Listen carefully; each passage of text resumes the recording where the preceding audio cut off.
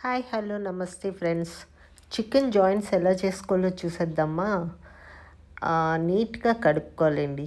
తర్వాత ఉప్పు, కారం, పసుపు, నెక్స్ట్ ధనియాలు, జీలకర్ర అండ్ అల్లం వెల్లుల్లి, చాలా తక్కువ మొగ్గ చెక్క, యాలక్కాయ, నెక్స్ట్ పెరుగు వేసుకుని బాగా కలుపుకోవాలండి.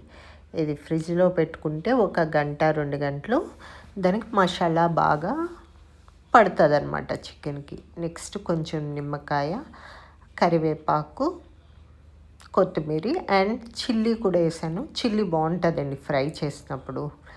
నెక్స్ట్ మనం ఐరన్ ప్యాన్ ఒకటి పెట్టుకుని దాంట్లో చక్కగా ఇలా చికెను, కొత్తిమీర, నెక్స్ట్ పచ్చిమిర్చి వేసుకుని ఫ్రై చేసుకోవాలన్నమాట. యాక్చువల్లీ నేను ఫస్ట్ చేసినప్పుడు కొంచెం రోస్ట్ ఎక్కువ చేసాను. రోస్ట్ ఎక్కువ చేస్తే కొంచెం గట్టిగా అయిపోద్ది అనమాట. సో అది నవ్వులుతూ ఉంటేనే కానీ దాని ఫ్లేవర్ రాదు. నెక్స్ట్ మాడిన ఫ్లేవర్ కూడా వస్తుంది. కొంచెం తక్కువగా మనం ఫ్రై చేస్తేనే దీనికి చాలా టేస్టీగా ఉంటుందండి. అండ్ మనం ఫ్రిడ్జ్లో ఒక 2 అవర్స్ పెడితే దానికి మసాలా అంతా పట్టి చాలా టేస్టీగా జ్యూసీగా ఉంటుంది.